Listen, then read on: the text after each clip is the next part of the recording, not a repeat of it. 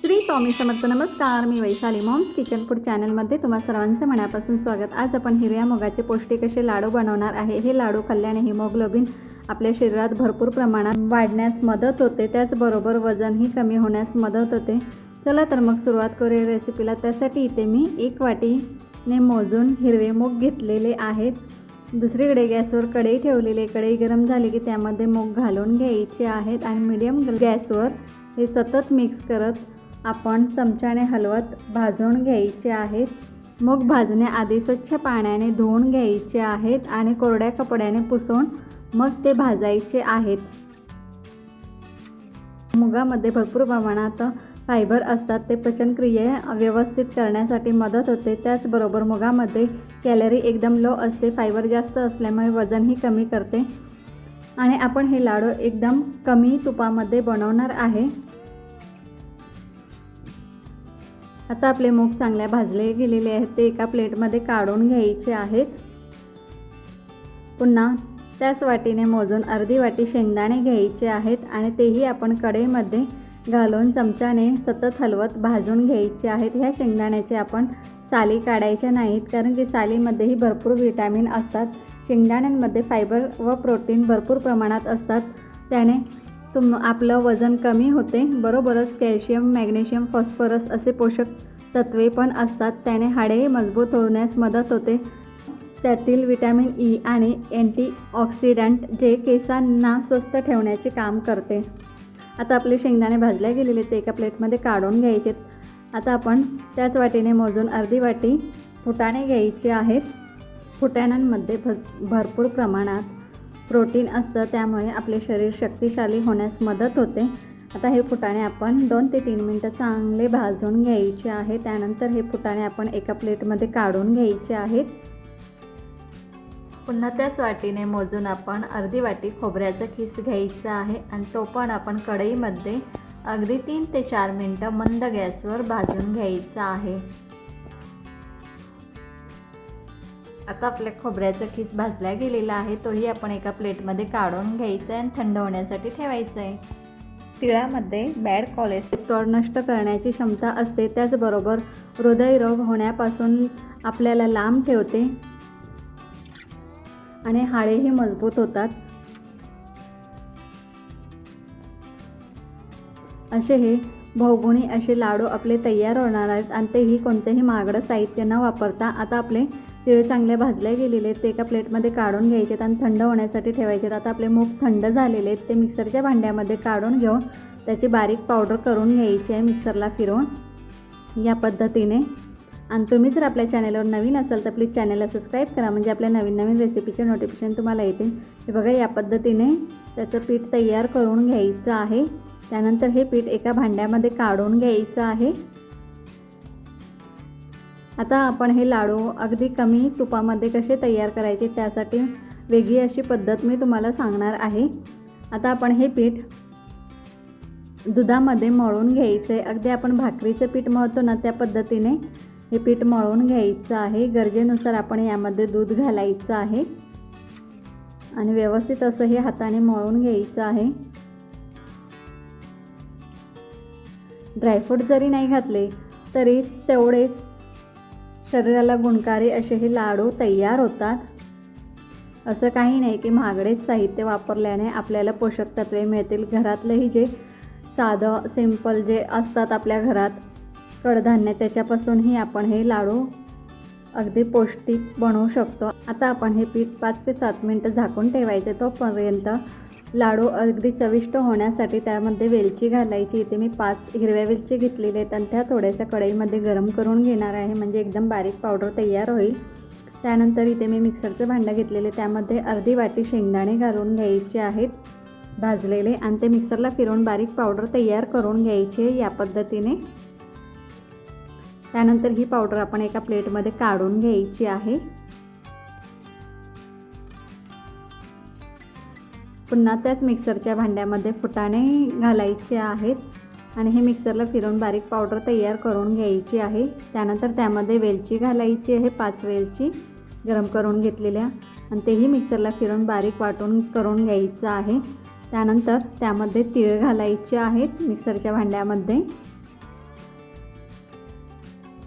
पुन्हा भाजून घेतलेलं खोबऱ्याचा खीस घालायचा आहे.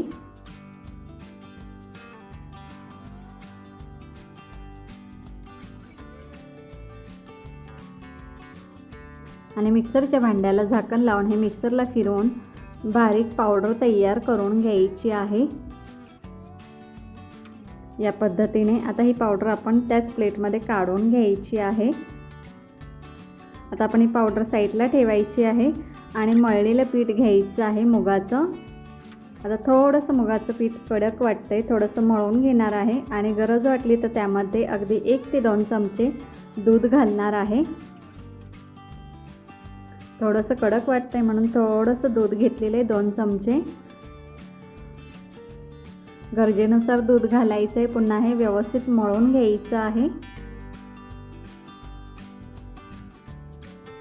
आता आपण ह्या पिठाची भाकरी तयार करायची. तुम्ही बघू शकता व्यवस्थित असं पीठ आपलं मळल्या गेलेलं आहे. जसं भाकरीला मळतो त्याचप्रमाणे हे पीठ झालेलं आहे. आता हातावरच मी या पद्धतीने जाडसर अशी याची भाकरी थापून घेणार आहे. या पद्धतीने किंवा तुम्ही प्लेटवर किंवा पोळपाटावर घेऊन ही भाकरी तुम्ही थापून घेऊ शकता. दुसरीकडे आपण गॅसवर तवा ठेवलेला आहे गरम करत. हे लाडू एवढे पौष्टिक होतात की ह्या लाडवांना विटॅमिन प्रोटीन्सचा खजानाही आपण म्हणू शकतो. या भाकरीच्या कढाई आपण बोटाने चांगल्या दाबून पातळ करून घ्यायच्या आहेत या पद्धतीने. आणि यामध्ये आपण जे काही सर्व साहित्य वापरलेलं आहे त्यामध्ये भरपूर प्रमाणात विटॅमिन्स, प्रोटीन, फायबर व लो कॅलरी असे असतात. बरेच असे घटक आहेत की ते आपल्या शरीरासाठी खूपच फायदेकारक आणि पोषक आहेत. आणि तवाही आपला आता चांगला गरम झालेला आहे. त्यावर आता थोडंसं तूप घालून घेणार आहे, अर्धा चमचा. तूप घातल्यानंतर पुन्हा ही भाकरी आपण अलगद अशी त्यावर ठेवून घ्यायची आहे तव्यावर. या पद्धतीने गॅसची फ्लेम मीडियमच ठेवलेली आहे. पुन्हा वरच्या बाजूनेही अर्धा चमचा तूप घातलेला आहे.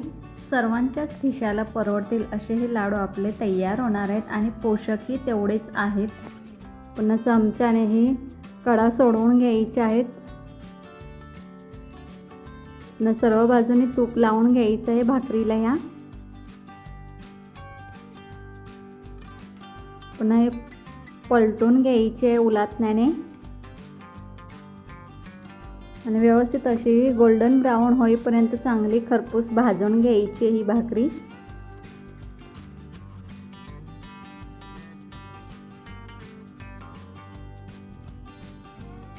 हे लाडू तुम्ही 8 ते 15 दिवस स्टोर करून ठेवू शकता.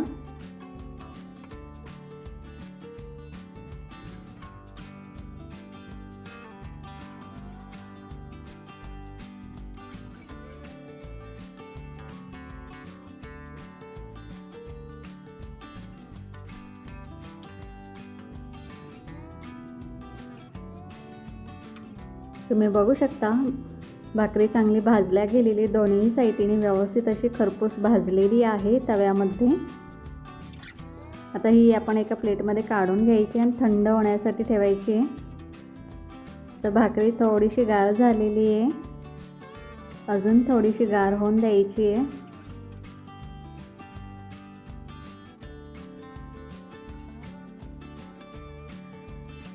भाकरी व्यवस्थित भाजल्या गेली की नाही कसं ओळखायचं, तर भाकरीचा तुकडा घ्यायचा आणि या पद्धतीने हातामध्ये चुरून घ्यायचं आहे. व्यवस्थित चुरल्या गेला तर समजायचं आपलं भाकरी व्यवस्थित भाजल्या गेलेली आहे. आता हे तुकडे करून घेतलेत ते मिक्सरच्या भांड्यामध्ये थोडे थोडे घेऊन त्याचे मिक्सरला फिरवून बारीक पावडर तयार करून घ्यायची आहे.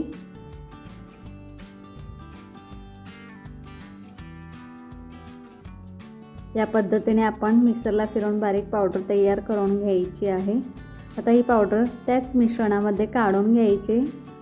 खोबरं, फुटाणे आणि शेंगदाणे आणि तिळाचं जे वाटण तयार केलेलं त्यामध्ये ते काढून घ्यायचं आहे. सुकं वाटण तयार केलेलं पावडर त्यामध्ये आणि व्यवस्थित चमच्याने एकत्रित करून घ्यायचं आहे. पुन्हा राहिलेलेही भाकरीचे तुकडे आपण मिक्सरच्या भांड्यामध्ये घालून मिक्सरला फिरवून त्याची पावडर तयार करून घ्यायची आहे.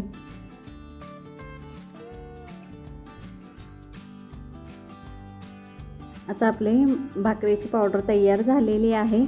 ती त्या भांड्यामध्ये काढून घ्यायचे आणि व्यवस्थित चमच्याने सर्व मिश्रण एकत्रित करून घ्यायचे। दुसरीकडे आपण गॅसवर कढई ठेवलेली आहे गरम करत। व्यवस्थित चमच्याने एकत्रित करून घ्यायचं आहे सर्व मिश्रण। आता आपली कढई गरम झालेली आहे, त्यामध्ये आपण 1 चमचा तूप घालणार आहे आणि तूप सर्व बाजूनी कढईला लावून घ्यायचं आहे व्यवस्थित असं। त्यानंतर ज्या वाटीने आपण मूग आणि सर्व साहित्य मोजून घेतलेलं त्याच वाटीने 1 वाटी गूळ घेतलेला आहे।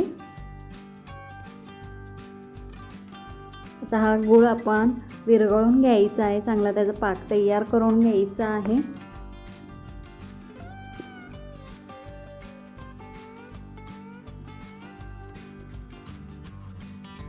तुम्ही बघू शकता गूळ आता विरघळलेला आहे। गुळाला चांगला असा फेस येईपर्यंत आपण हा गरम करायचा आहे। त्यानंतर गॅस बंद केलेला आहे आणि जे आता आपण सुक्का पावडर तयार करून घेतलेली त्यामध्ये हा गुळाचं मिश्रण काढून घ्यायचं आहे, पाक काढून घ्यायचा आहे आणि व्यवस्थित चमच्याने एकत्रित करून घ्यायचं आहे। थोडासा पाक कोमट झाला की आपण हे हातानेच एकत्रित करून घेणार आहे या पद्धतीने। तुम्ही बघू शकता किती मस्त आपले मिश्रण अगदी एकजीव झालेला आहे। एकदम पटकन असे हे लाडू तयार होत आहेत। अजिबात कोणताही त्रास होत नाही लाडू वळताना। एकदम झटपट असे लाडू तयार झालेले आहेत। अगदी लहान मुलेही लाडू तयार करू शकतात, असे लाडू तयार होत आहेत। असेच आपण सर्व लाडू तयार करून घेणार आहे या पद्धतीने। तुम्ही बघू शकता एकदम मस्त आणि लाडूचा आकार तुम्ही तुमच्या आवडीनुसार लहान व मोठा ठेवू शकता। असे आपले हे लाडू खूपच पौष्टिक आणि हेल्दी तयार झालेले आहेत, ते पण कोणताही महागडं साहित्य न वापरता। तर मग तुम्हाला ही माझी रेसिपी कशी वाटली हे कमेंट करून नक्की सांगा आणि अशाच नवनवीन रेसिपी पाहण्यासाठी आपल्या मॉम्स किचन फूड चॅनलला लाईक करा, शेअर करा आणि सबस्क्राईब करा। सबस्क्राईब करायला अजिबात काही लागत नाही, वाट कोणाची बघताय करा ना आपल्या चॅनलला सबस्क्राईब। थँक्यू।